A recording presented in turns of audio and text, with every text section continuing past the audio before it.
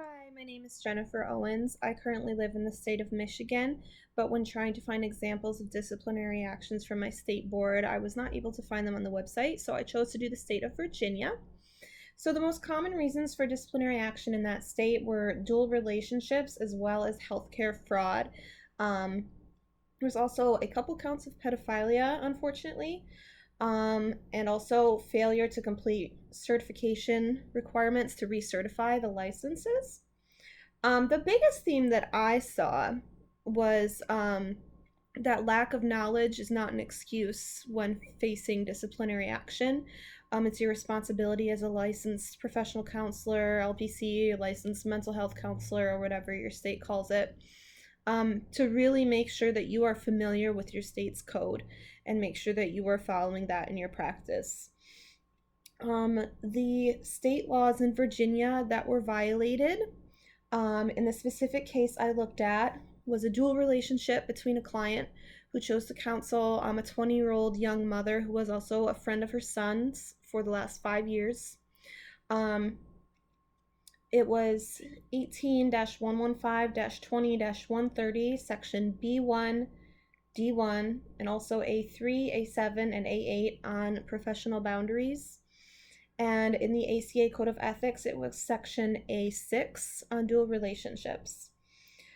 And in this particular case, the 20-year-old client was pregnant and struggling with drug abuse when the woman began doing in-home counseling with her. But as I said before, she'd been a friend of her son's for about 5 years.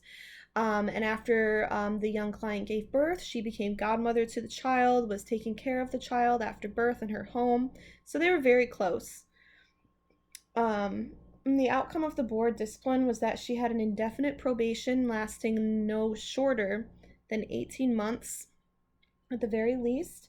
And within a year of that order, she had to complete a certain regimen of training courses on professional relationships boundaries. And after 40 days from that order, she had to enter into individual supervision from a licensed mental health counselor in her state for at least 1 hour a week. And in the ACA Code of Ethics, when talking about impairment, the fact that it really touched on is that we need to know our own triggers and we need to be able to monitor ourselves as professionals for signs of impairment and also burnout.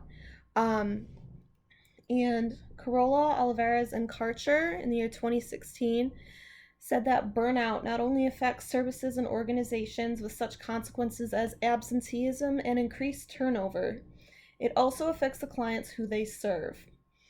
And I think we need to realize the effects of burnout, which leads to impairment. It's kind of a first step in that process, is that it's all about the health and the welfare of the clients. Of course, the counselor's health is important, which is why we don't want them to be impaired, but if they were operating while impaired, they are doing harm to their clients. And so that was the biggest thing that I took away from what the Code of Ethics said about impairment. And the question that I had from the particular case study I chose was that when she talked about the course of action she had chosen in choosing to counsel this young woman and taken her child and become a godmother, she said that she felt she could not turn to her employer for help. So I was wondering if it was maybe a combination of a misunderstanding of empathy, where maybe she was taking personal responsibility for this woman, which is understandable because it was a dual relationship. She was obviously not being objective. She was taking personal responsibility for this woman's life problems and also a lack of support from her employer.